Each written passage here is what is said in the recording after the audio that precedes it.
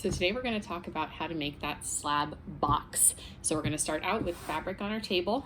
Okay, in my case I've got canvas. You need your rolling pin and you need some clay. This clay piece is fresh off the block, so I'm not going to wedge it. It's good to go.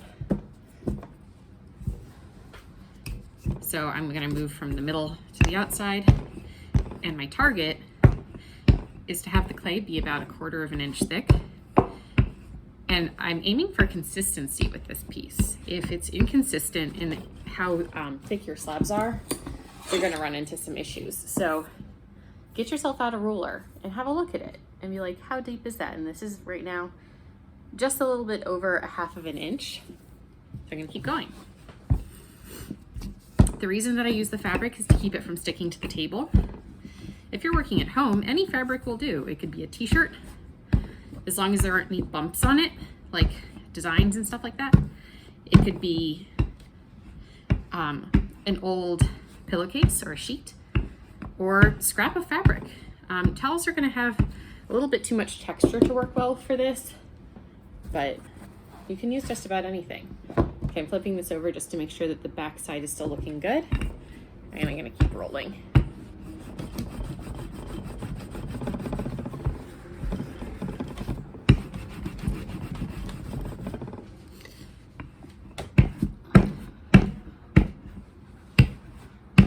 Much easier now that I've stood up. This is a coffee table, so it's tricky getting leverage.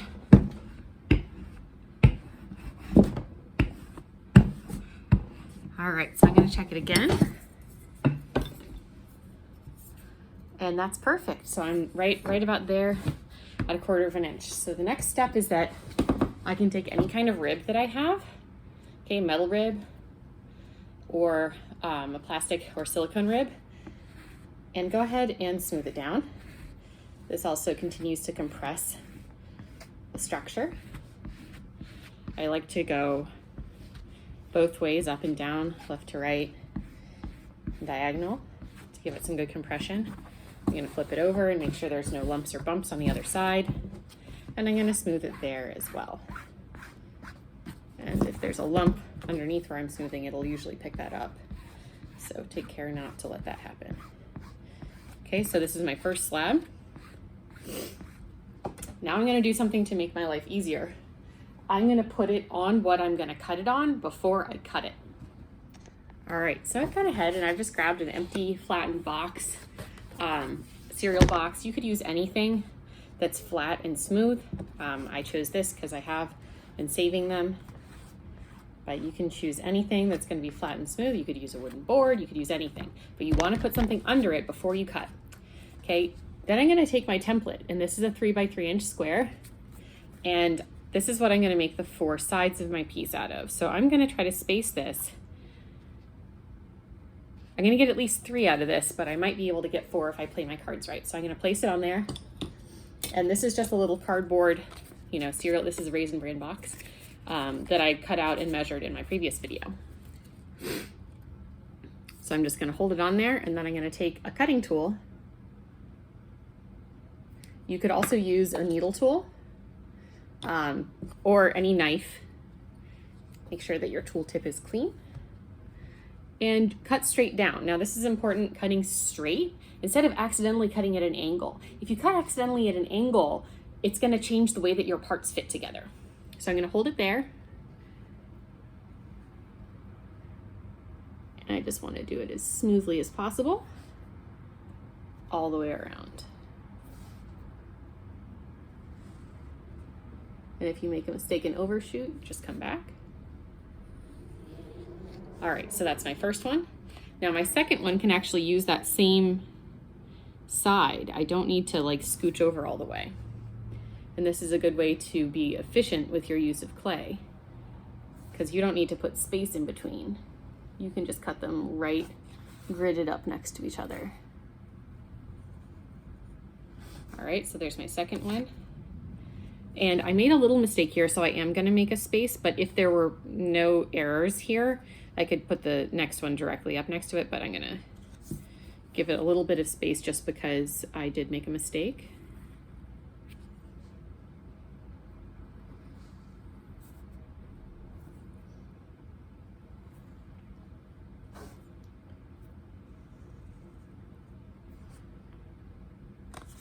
Okay, and then this one I didn't make any mistakes on the edge, so I can put it flush as well.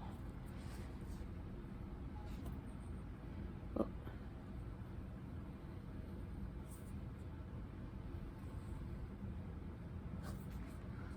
All right, so I've got my 4 sides. Now, I'm gonna wanna keep a little bit of extra scrap because I'm gonna have a lid gallery and feet that I'm gonna wanna attach later. So find a good spot. I'm gonna probably just go ahead and just like freehand say that I'm gonna keep this strip right here, and I'm gonna keep this strip right over here. And those will come in handy for doing both my lid gallery as well as my, my feet. So I'm just keeping these little extra strips. Anything that isn't the squares that I'm keeping, I can set aside. All right, so here's what I've got now.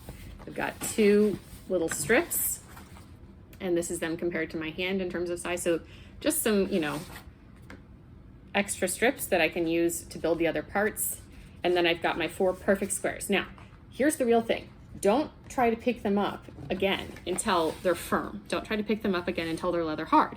If you try to pick them up at this stage, you're going to distort the edges and mess up your piece. And it's going to make it impossible to make a good piece if your edges get mushed or if these pieces get out of square, because it's difficult to make all the edges match up properly. All right, so we're gonna keep it flat like this until it's had a chance to dry a bit. I would probably leave this out in the air for about an hour and then try to work with it again. If you're not able to work with it right now, put this whole thing inside of a plastic bag, seal it really tight. The cardboard will suck some of the moisture out of your pieces, so even if you don't have a chance to leave it out in the air, it will end up a little bit drier by the time you come back to it, okay? All right, so now I'm gonna continue rolling slabs. I've got some more clay, and now I'm gonna make a slab that I can use for the 3.5 inch by 3.5 inch top and the 3.5 by 3.5 bottom. So I'm making 2 of these squares, one to go on the bottom of my piece and one that will be the lid. And once again, this is made out of just cheap cardboard. So I've already done my 3 by 3 for my 4 sides.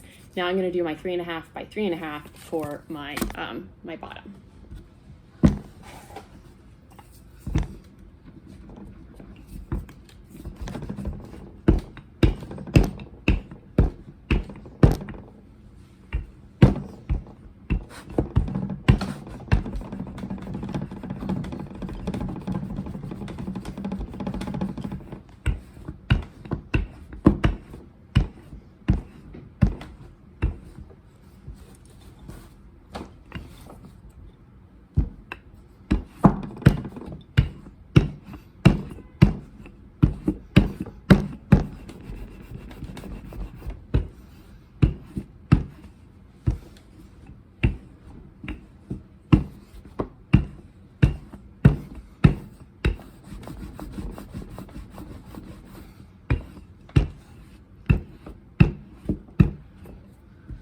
All right, so I'm gonna check on my depth. And remember, I want it to be about 1/4 inch. And this part over here looks a little shallow, so I won't use that. But most of it is looking pretty good. So then I'll go ahead and smooth it.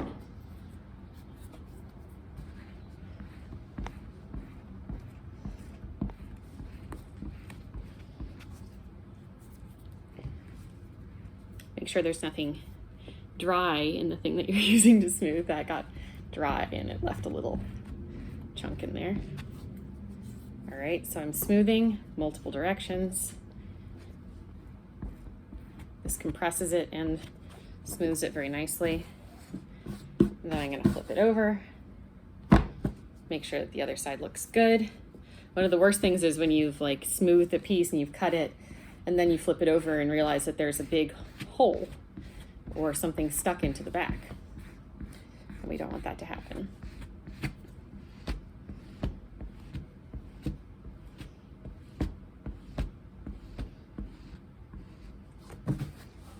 Once again, I'll advise that you put something underneath it before you cut. So I've got another empty cereal box that I've just flattened out.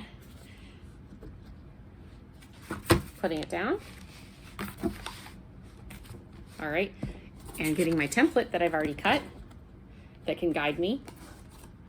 Okay, and this looks like it's kind of flipping, like there's a little like warp to it. So I think I'll take apart my box.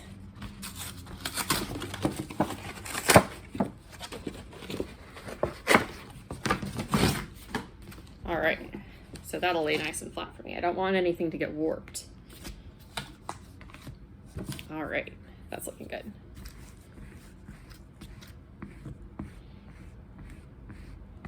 Giving it one final smooth.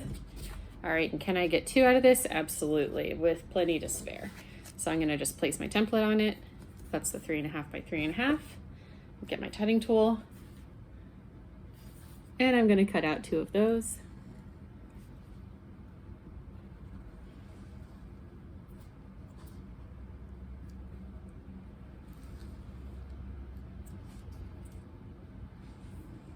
Now, if I made a mistake and I cut into the body of my piece, you can't just smooth that over. So like if I have a square and I accidentally overshoot and I cut into the square, and this is what my square looks like, I can't just take my fingers and like smooth the surface of that over, because the other side is still there. It's still gonna remember that there was a crack there. Your best plan is to squish that, wedge that clay back together and try again.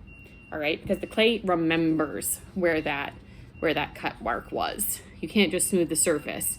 You have to like basically realign all the little clay particles. Think of the clay particles as sitting on top of each other like a brick wall. So one on top of the other, kind of staggered. If you cut into it, it cuts all the bricks in half. So even if you like painted over the bricks would still be broken. So you need to realign all the bricks. So wedge all the clay together and then roll it out again and try again. And that's why that doesn't just work to smooth the surface. So I'm gonna once again line this up and use that same cut for the middle.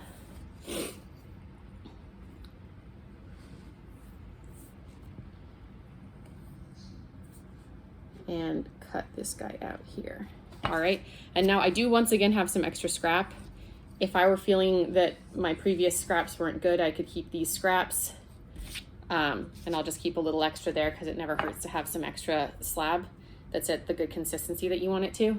Okay, all these extra pieces, this is not waste, okay? Spray this with a little bit of water, wedge it back together, and this all can be used forever, all right? It's been around for thousands and thousands of years already. It's clay, so don't throw it out. All right, and then I'm gonna let this sit up for an hour, and then I can put it all together and build.